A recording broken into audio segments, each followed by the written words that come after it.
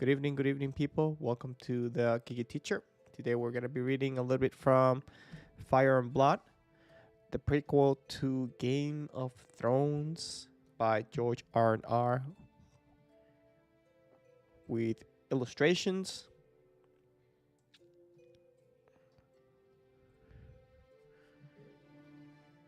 And let's just get this going. And really excited about this. I got it very recently, and it's a book that I've always wanted to look into.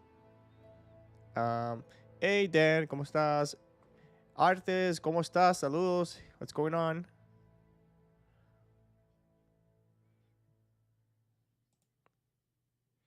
Let's go ahead and adjust music volume.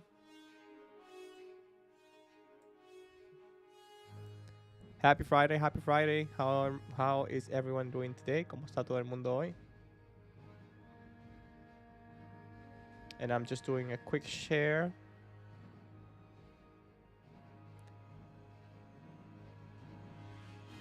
And how do I do a share from here? I'm gonna do it on my phone, and that's it. Okay, so let's talk a little bit about this book. This is a prequel.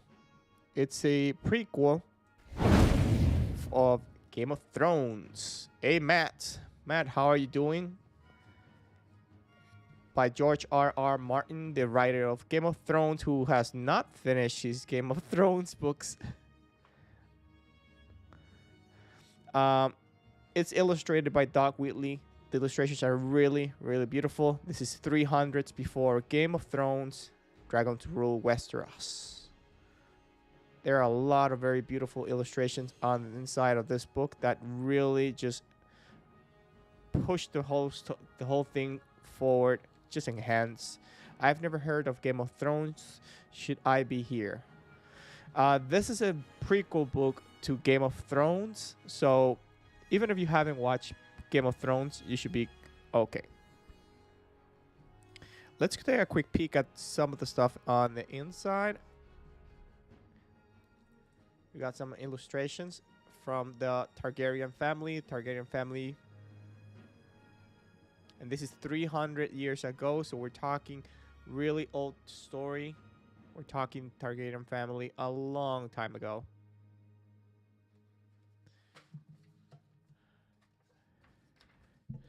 The book is pretty lengthy, running up to 700 and something pages, starting with Aegon's conquest. That's where I'm going to pick up. I don't have the exact number of chapters, but basically these are the chapters running. We're gonna today I'm gonna start with that first chapter, Aegon's conquest. I don't know how I'm gonna deal with these in terms of keep on reading and whatnot. I just see how much interest there is, and I'll keep jumping back to this. I love reading. I've been an English teacher for a long time. I've been an English teacher for what? Something like 7 years, maybe. Let me see. I'm playing with the music volume. Hopefully that's a lot better. So let's get into Fire and Blood by George R. Martin. Interesting. This book is going to be adapted by HBO.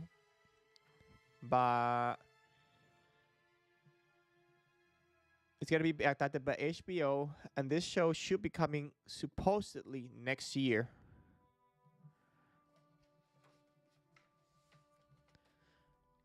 And first off, we get some the illustrations start right away. The illustrations are quite exquisite. They really, really did a great job at illustrating the characters. It says here, Fire and Blood being a history of Targaryen kings of Westeros.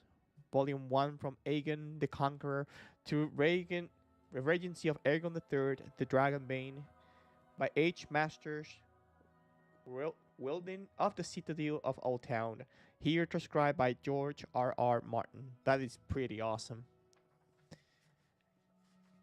Hey Giovanna, good to see you. We are looking at George R. Martin's Fire and Blood. I just started. Here we go. This is going to be the first chapter, Aegon's conquest.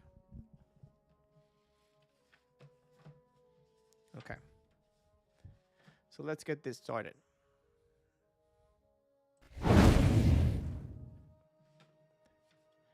Let's see. Let me see how much zoom I can do here. Not a whole lot. But that should be okay. Okay. Aegon's conquest. The masters of the Citadel who keep the stories of Westeros have used Aegon's conquest as their touchstone for the past 300 years. Births, deaths, battles, and other events are dated either AC, after the conquest, or BC, before the conquest. True scholars know that such dating is far from precise. Aegon's Targaryen conquest of the Seven Kingdoms did not take place in a single day. More than 2 years passed between Aegon's landing and his old town coronation. And even then, the conquest remained incomplete. Since Dorne remained unsubdued, sporadic attempts to bring the Dornishmen into the realm continue. And although King Aegon's reign and well into the reigns of his sons, making it impossible to fix a precise end date for the wars of conquest.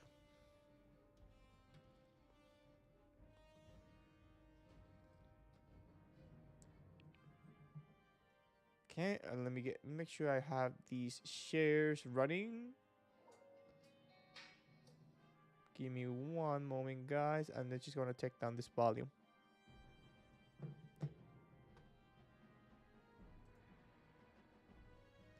If you are enjoying, please press like. It helps a bunch. And share the stream. If you can share the stream, this helps a bunch. Helps a bunch. We're very much starting just now. I'm gonna go ahead and press that. I'm just doing Reading Fire and Blood. Game of Thrones prequel book. Join me.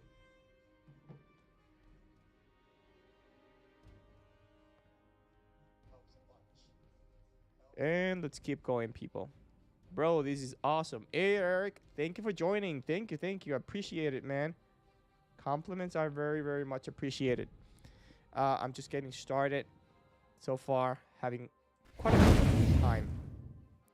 Let's go.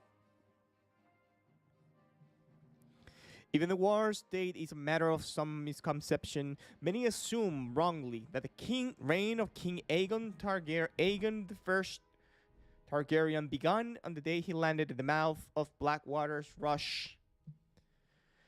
Beneath the three hills where the King's Landing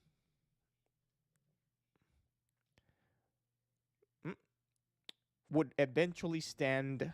Not so, the day to Aegon's Landing was celebrated by the kings of his descendants, but the conqueror actually dated the start of his reign from the day he was crowned and anointed into the starry sept of Old Town by the High Septon.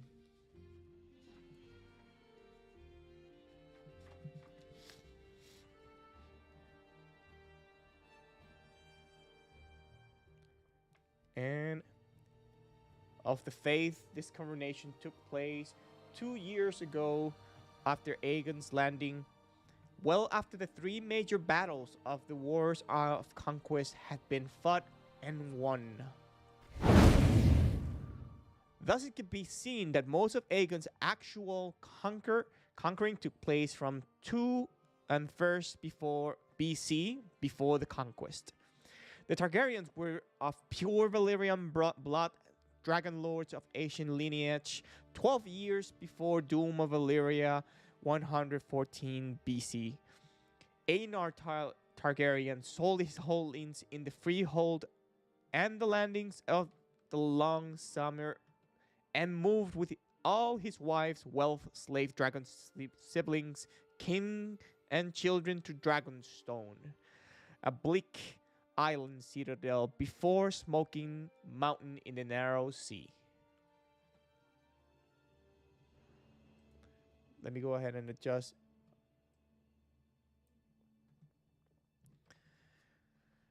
At its apex Valyria was the greatest city. Let me see. I just want to try to adjust this. So,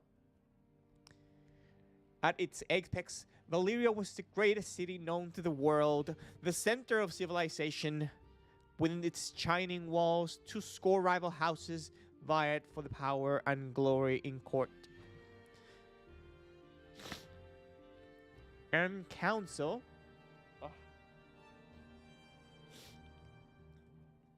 Sorry about that. And council, rising and falling in an endless cycle of savage struggle for dominance. The Targaryens were far from the most powerful of the Dragon Lords, and their rivals saw their flight to Dragonstone as an act of surrender, as cowardice. But Lord Aenor's maiden daughter, Dany's, known forever after Dany's the Dreamer, had foreseen the destruction of Valyria by fire. And when the doom came 12 years later, the Targaryens were the only Dragon Lords to survive. Dragonstone had been the Westeros outpost of Valyrian power for 2 centuries. Its location at Ward, the gullet gave its lord a stranglehold on Blackwater Bay and enabled both the Targaryens and their close allies, the Valyrians of Driftmaker, a lesser house of Valyrian descent. I just got lost.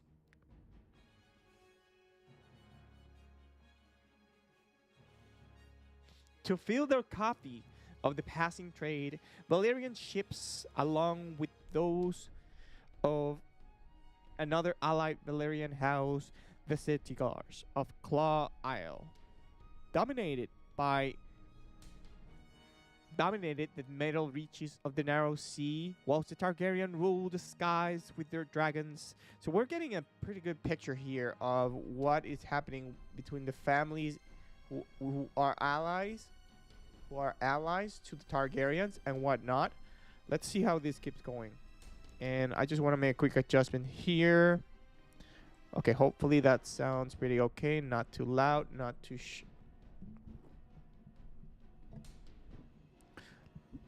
Guys, give me some feedback whenever you can. Do you think audio is doing okay? Should I turn down music? Should I turn up microphone? I think it's pretty balanced, but it's tricky. Okay, let's keep going. Yet even so, for the best part of 100 years after the doom of Valyria, the rightly named Century of Blood, House Targaryen looked east, not west, and took little interest in the affairs of Westeros.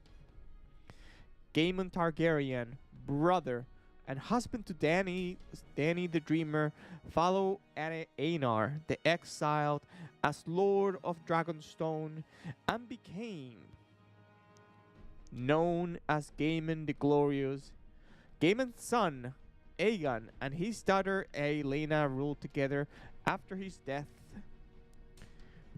After them, lordship passed to their son Maeghan,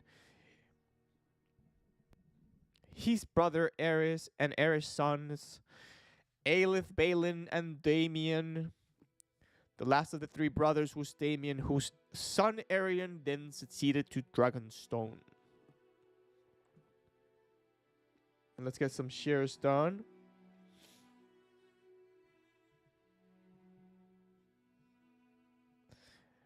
Guys, welcome to the stream. Welcome to the stream. I see some people jumping in. I am working on getting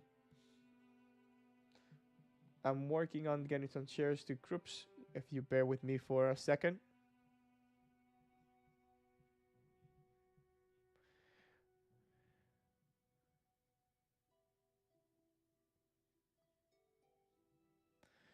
Okay, here we go.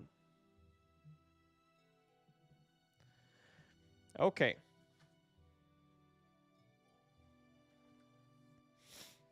Let's continue. The Aegon, who would be known to history as Aegon the Conqueror, and Aegon the Dragon, was born on Dragonstone on 27 BC. He was only son and second child of Aerion, Lord of Dragonstone, and Lady Valynia of House Valerian, herself half Targaryen on her mother's side. Aegon had two throne-born siblings, an elder sister, Visenya, and a younger sister, Rhaenys. It had been long the custom among dragon lords of Valyria to wed brother to sister to keep the bloodlines pure. But Aegon took both his sisters to bride. By tradition, he would have been expected to wed only his older sister, Visenya. The inclusion of Rhaenys as a second wife was unusual, thought not without precedent. It was said by some Aegon wed Visenya out of duty and Rhaenys out of desire. So we've heard a lot about this marriage. At least I can recall some of those stories that we would get sometimes after the ending of Game of Thrones episodes and whatnot. But pretty cool so far. Let me know how audio is doing, guys. If it's too much, if they need to balance something out, maybe microphone down, music up. Just let me know what you guys think.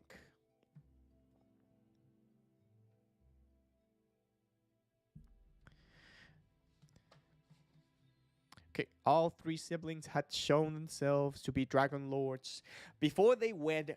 Of the 5 dragons who had flown with Aenar, the great beast Balerion the Black Dread. So only one with Aenar, the exile from Valyria, only one survived to Aegon's day. The great beast Balerion the Black Dread, the dragon Vhagar and Meraxes were younger, hatched on Dragonstone itself. A common myth of heard amongst the ignorant claims that Aegon Targaryen had never set foot upon the soil of Westeros until the day he set sail to conquer it, but this truth cannot be truth. Years before the sailing, the painted table had been carved and decorated at Lord Aegon's command, a massive slab of wood, some 50 feet long, carved in the shape of Westeros and painted to show all the woods and rivers and towns and castles of the 7 kingdoms. Planing Aegon's interest in Westeros long predated the events that drove him to war. As well, there are reliable reports of Aegon and his sister Visenya visiting the citadel of Old Town in their youth and hawking on the arbor as guest of Lord Redwine. He may have visited Lannisport as well. Accounts differ.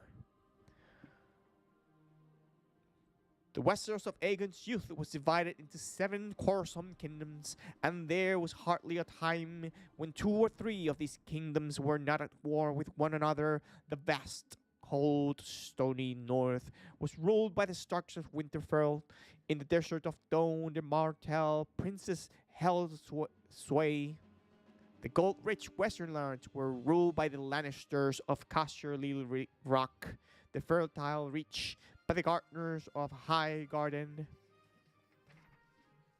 The Vale, the 5 Fingers, and the Mountains of the Moon belonged to the House Arryn, but the most belligerent kings of Aegon's time were 2 whose realms lay closest to Dragonstone, Harren the Black and Argilac the Arrogant. From the great citadel, Stormed End, the Storm's kings of House Durrandon had once ruled the eastern half of Westeros from Cape Wrath to Bay of Crabs, but their powers had been dwindling for centuries. The King of Reach had nibbled their domains from the west. The Dornishmen harassed them from the south, and Harren the Black and his Iron Men had pushed them from the Trident and the land north of Blackwater Rush. This is fascinating, like being able to hear all these parts of Game of Thrones. It's pretty awesome. Okay. Let's keep going.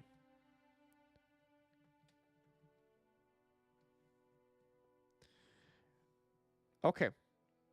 And I believe I stop over here.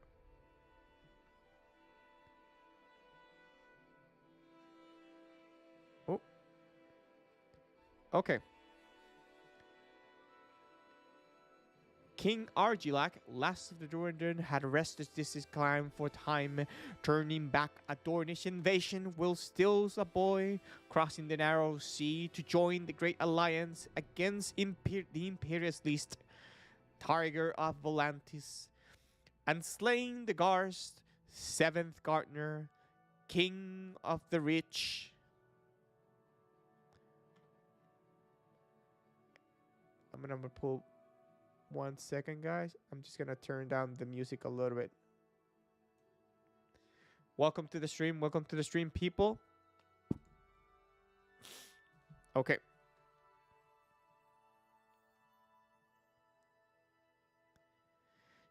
King of the Reach in the Battle of Summerfield, 20 years later, but Argilac had grown older. His famous mane of black hair and had gone grey, and his prowess at the arms had faded. North of the Black Water, the Riverlands were ruled by the bloody hand of Harren of Black of House Horror, King of the Isles and the Rivers.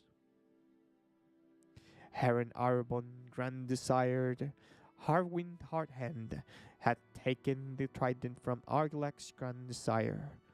Arak, whose own forebears had thrown down the last of his river kings centuries earlier. Harren's father had extended the last of the River King's century earlier. Harren's father had extended his domains east of Duckensdale and Rosby. Harren himself had devoted most of his long reign, close on 40 years, to building a gigantic castle besides the God's Eye. But with Harren halls at last nearing completion, the Ironborn would soon be free to seek fresh conquest. No king when Westeros was more feared than Black Harren, whose cruelty had become legendary, and though at the Seven Kingdoms. And no king in Westeros felt more threatened than Argilac, the Storm King, last of the Durrandon, an aging warrior whose only heir was his maiden daughter. Thus it was the King Argilac reached out of the Targaryens on Dragonstone, offering Lord Aegon his daughter in marriage, with all the lands east of the God's Eye, from the Triton to the Black Water Rush, as her dowry. Aegon Targaryen spurned the Storm King's proposal. He had 2 wives, he pointed out. He did not need a third. And the dowered lands being offered had belonged to Harrenhal for more than a generation. They were not Argilac's to give. Plainly,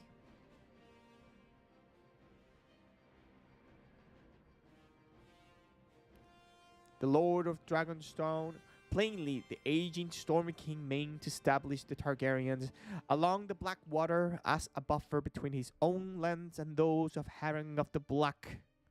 The Lord of Dragonstone countered with an offer of his own. He would take the dowered lands being offered if Argilac would also cede Mace's Hook and the woods and plains from Blackwater south to the river Windwater and the headwaters of the Mander. The pact would be sealed by the marriage of Argilac's daughter to Oris Baratheon, Lord Aegon's childhood friend and champion.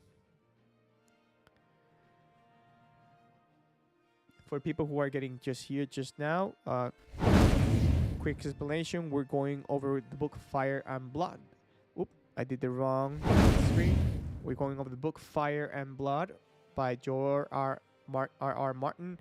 This is a prequel to Game of Thrones, 300 years before the story of Game of Thrones, and it's going to be a TV show on HBO in 2022.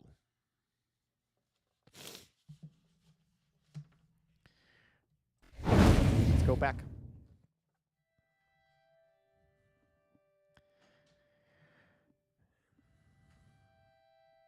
These terms Argilac the Arrogant rejected angrily. Orys Baratheon was a base-born half-brother to Lord Aegon. It was whispered, and the Storm King would not dishonor his daughter by giving her hand to a bastard. The very suggestion enraged him.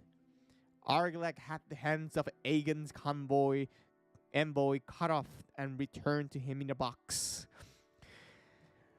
"These are the hands of your bastard shall have of me," he wrote.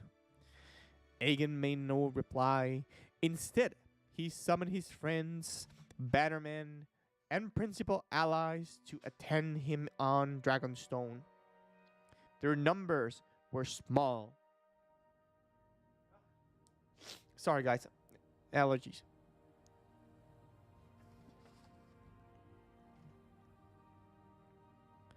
The Valyrians of Driftmark were sworn to House Targaryen, as were the Celticers of Claw Isle. From Maesix's Hook came Lord Bar Emmon of Sharp Point and Lord Macy of Stone Dance, both sworn to Storm's End, but with closer ties to Dragonstone. Lord Aegon and his sisters took counsel with them and visited the castle Sept to pray to the seven of Westeros as well, though he had never before been accounted a pious man. On the 7th day, a cloud of raven burst through the towers of Dragonstone to bring Lord Aegon's word to the 7 kingdoms of Westeros. To the seven kings they flew to the citadel of Old Town. To lords both great and small, all carried the same message. From this day forth there would be but one king in Westeros. Those who bent the knee to Aegon of House Targaryen would keep his lands and titles.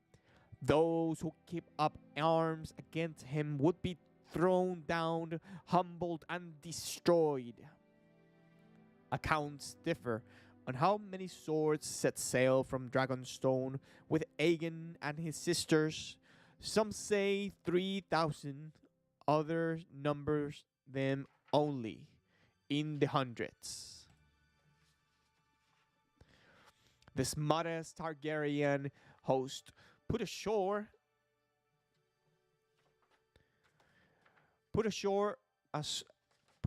at the mouth of the Blackwater rushed.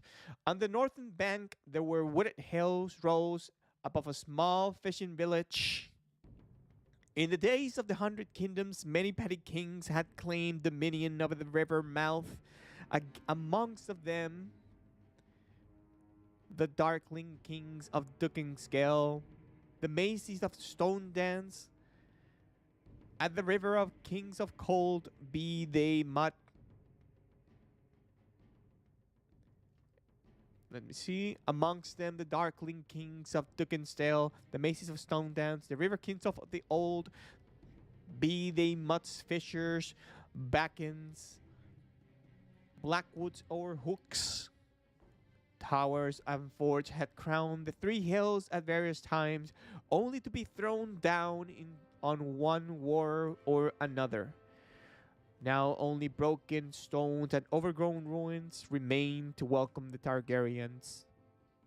Though claimed by both Storm's End and Harrenhal, the river's mouth was undefended, and the closest castles were held by lesser lords of no great power or military prowess, and lords moreover who had little reason to love their nominal overlord, Harren the Black.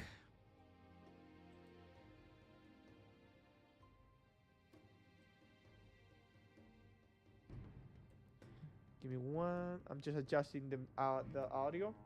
Welcome to the stream. Welcome, welcome. I see some people joining. Oh my gosh. Sorry about that, guys. My allergies are killing me for some reason. Okay.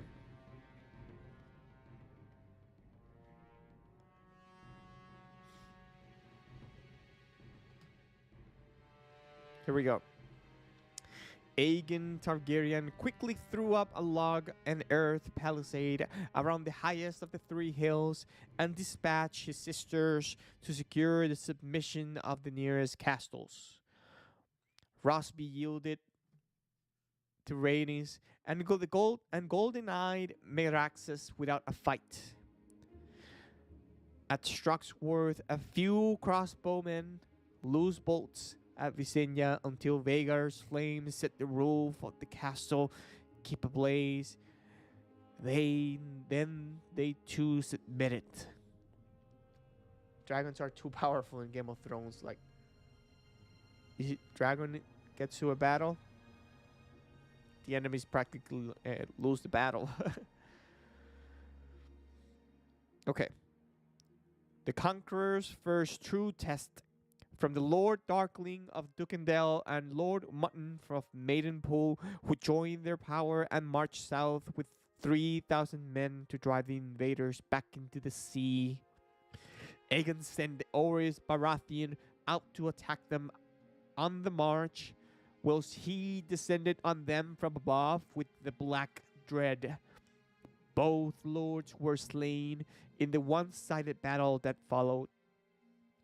Darkling's son and Mormutun's brother thereafter yielded up their castles and swore their swords to House Targaryen. At that time, Duckensdale was the principal Westeros seaport on the narrow sea and had grown fat and wealthy from the trade that passed through its harbor. Visenya Targaryen did not allow the town to be sacked, but she did not hesitate to claim its riches, greatly swelling the coffers of the conquerors. This perhaps would be an apt place to discuss the differing characters of Aegon Targaryen and his sisters and queens. Visenya, eldest of the three siblings, was as much a warrior as Aegon himself, as comfortable in ringmail as in silk. She carried the Valyrian longsword Dark Sister and was killed in its use, having trained beside her brother since childhood. Thought possessed of the silver gold hair and purple eyes of Valyria, hers was a harsh, austere beauty. Even those who loved her best found Visenya stern, serious, and unforgiving. Some said that she played with the poisons and dabbled in dark sorceries. This is so awesome. Like, there's a lot of lore here.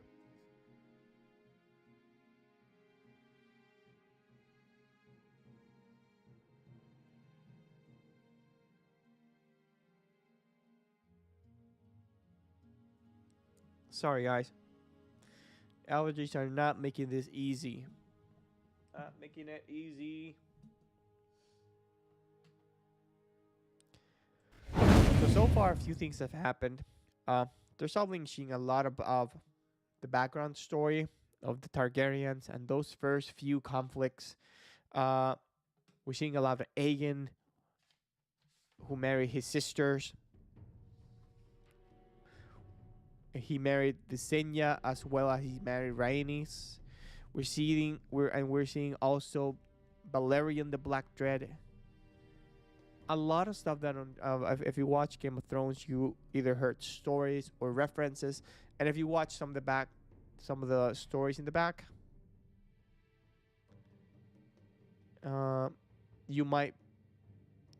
some of this might sound familiar to you. Let's keep going.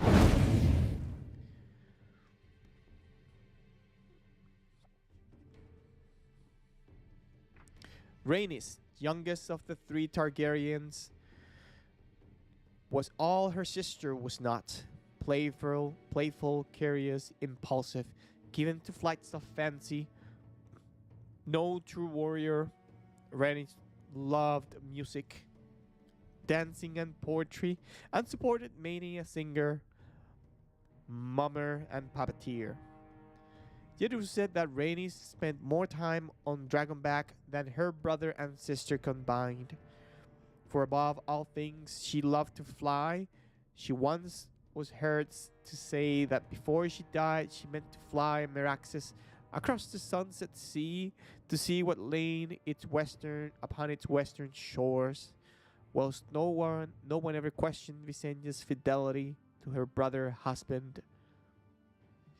Rhaenys surrounded herself with commonly young men, and it was whispered, even detained some in her bedchambers on the nights when Aegon was with her elder sister. Yet despite these rumors, observers at court could not fail to note that the king spent 10 nights with Rhaenys for every night with Visenya.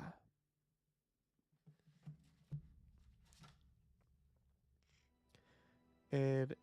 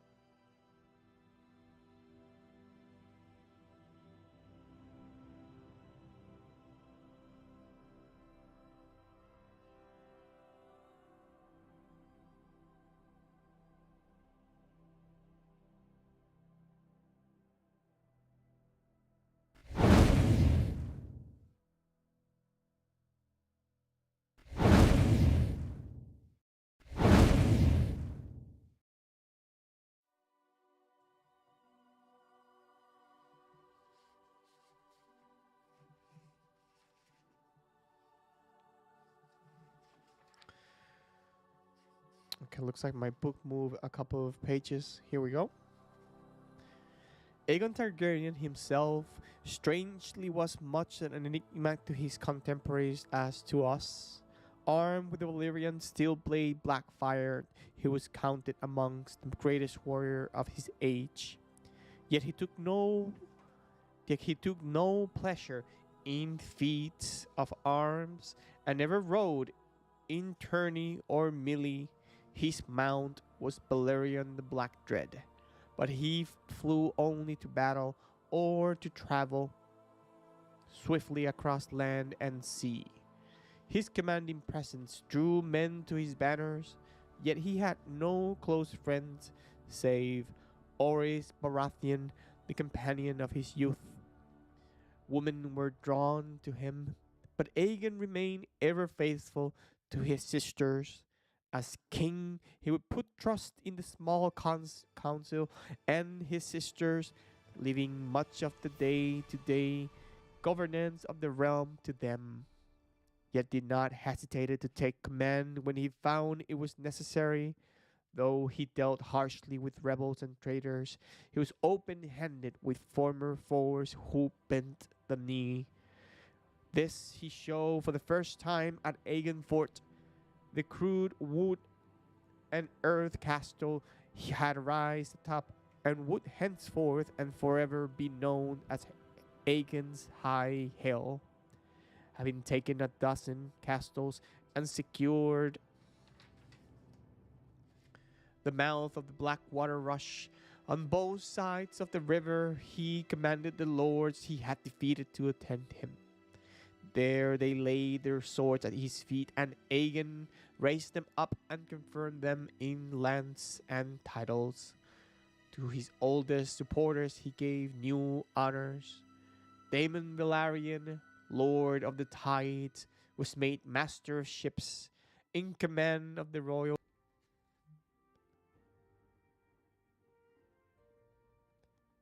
He was supposed to only marry one of his sisters, but he wanted both of them, so he did so. He married both his sisters.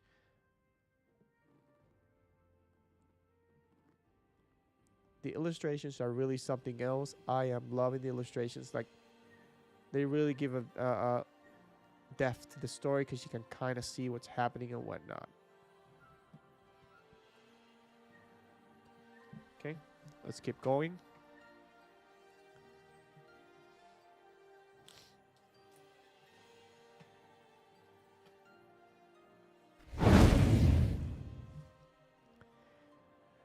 Heraldic banners had long been a tradition amongst the lords of Westeros, but such had never been used by the dragon lords of old Valyria. When Aegon's knights unfurled his great silken battle standard, with a red three-headed dragon breathing fire upon a black field, and lords took it for a sign that he was now truly one of them, a worthy high king of Westeros.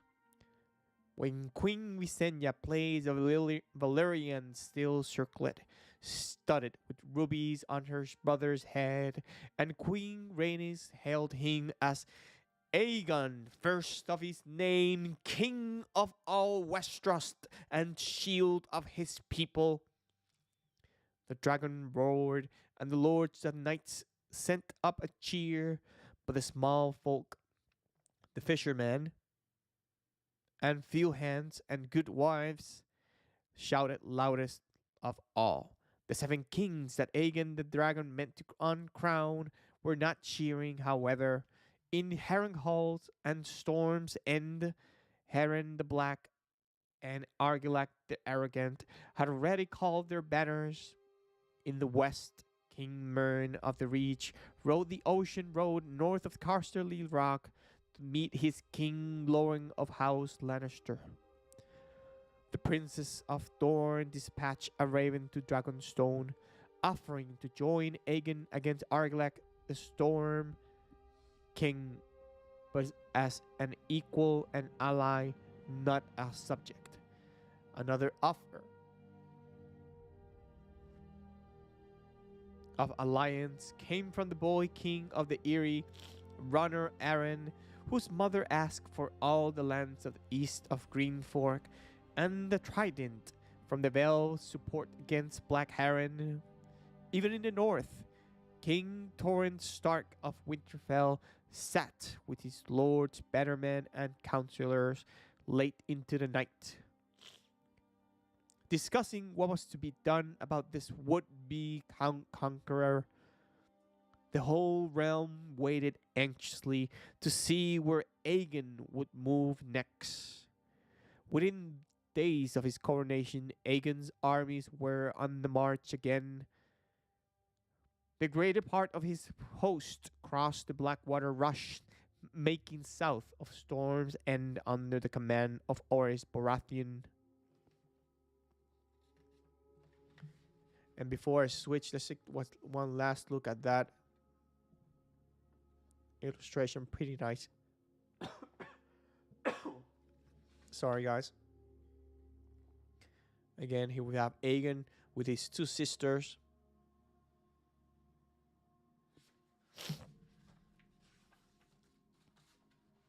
Let's move on and maybe speed it up a bit.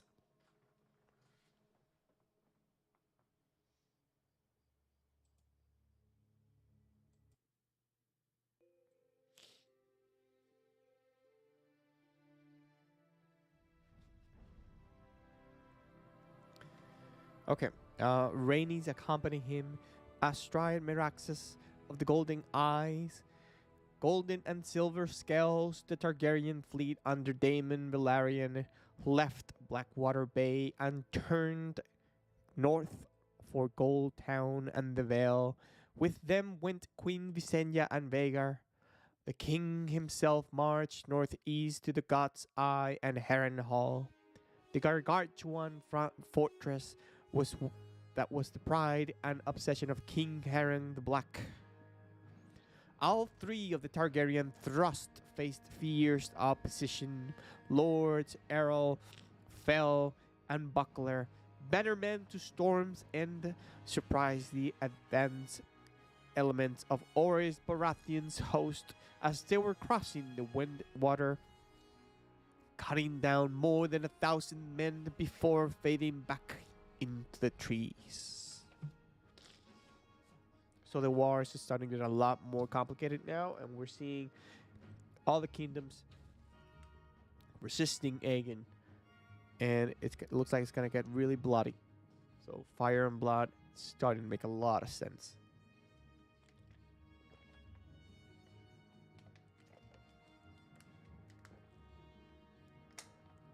How is everyone doing tonight?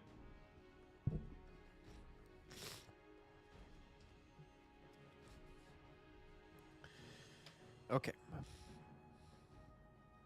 And let's see.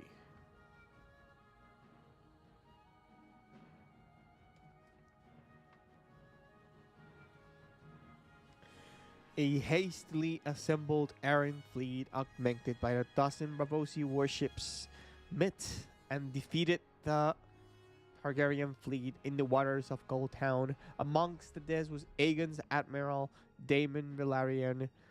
Aegon himself was attacked on the south shore of the God's Eye, but not once but twice.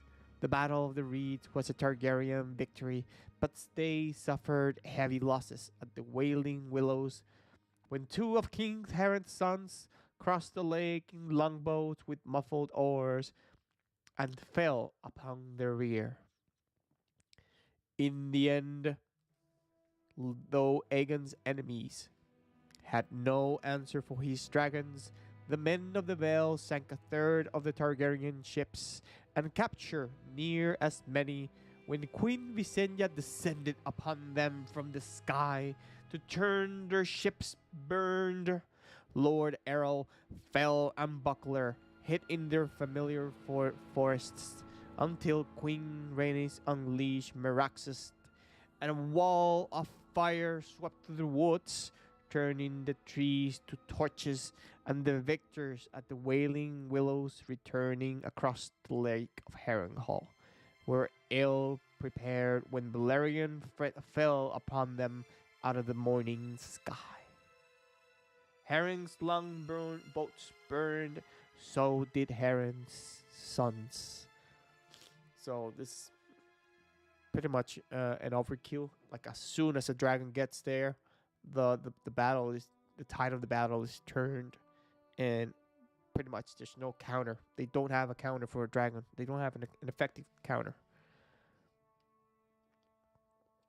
Aegon's foes also found themselves plagued by other enemies, as Argilek the Arrogant gathered his swords at Storm's End. Pirates from the Stepstones descended on the shores of Cape Wrath to take advantage of their absence, and Dornish raiding parties came boiling out of the Red Mountains to sweep across the marches. In the Vale, young King Ronald had to contend with the rebellion on the Three Sisters, when sister men renounced all allegiance to the Eyrie and proclaimed Lady Marla Sunderland their queen. Yet these were but minor vexations compared to what befall Harren the Black.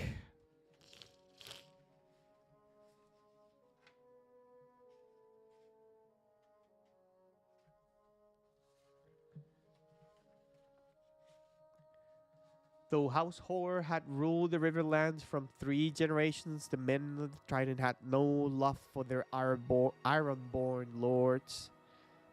Harren the Black had driven thousands to their deaths in the building of his great castle of Harrenhal, plundering into the Riverlands for materials and begging lords and small folk alike with the appetite for gold. So now Riverlands rose against him, led by Lord Edmund Tully of Riverland. The Tullys. Nice. Summoned to the defense of Harrenhal, Tully declared for House Targaryen instead, raised the Dragon banner over his castle, and rode forth with his knights and archers to join his strength to Aegon's. His defiance gave heart to the other river lords. One by one, the lords of the Trident renounced Harren and declared for Aegon the Dragon. Blackwoods, Balisters, Vances, Brackens, Pipers, Freys, Strongs. Summoning their levies, they descended on Harrenhal. And I think that this is the battle that's gonna make that Harrenhal stone castle melt. They make reference to this in the Game of Thrones show, and we got to see a lot of Harrenhal.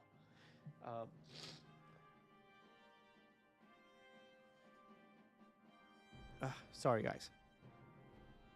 Okay, let's get to this section and see what happens. Suddenly outnumbered, King Harren the Black took refuge in the supposedly impregnable stronghold, the largest castle ever raised in Westeros. Harrenhal boasted 5 gargantuan towers, an inaccessible source of fresh water, huge subterranean vaults, well stuck with provisions, and massive walls of black stone, higher than any ladder and too thick to be broken by any ram or shattered by trebuchet.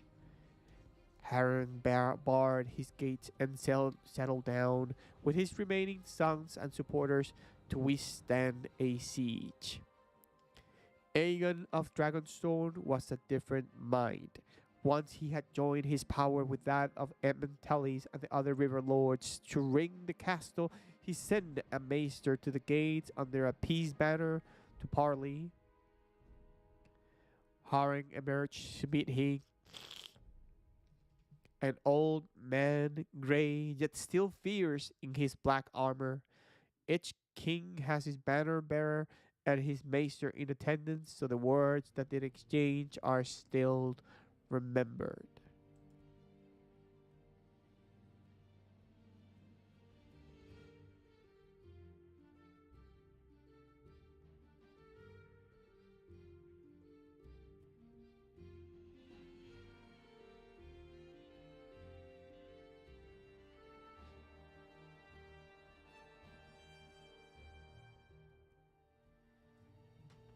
Let's see what happened now. The store, and he yield now. Aegon began, and you may remain as Lord of Iron Islands. Yield now, and your sons will live to rule after you. I have 8,000 men outside your walls. What is outside my walls is of no concern to me, said Harren. Those walls are strong and thick, but not so high as to keep out dragons. Dragons fly. I built in stone, said Harren. Stone does not burn. To which Aegon said, when the sun sets, your line shall end. It is said that Harren spat and that returned to his castle. Once inside, he sent every man to his parapets, armed with spears and bows and crossbows, promising lands and riches to whichever them could bring the dragon down. Had I a daughter, the dragon slayer could claim her hand as well. Harren and Black proclaimed.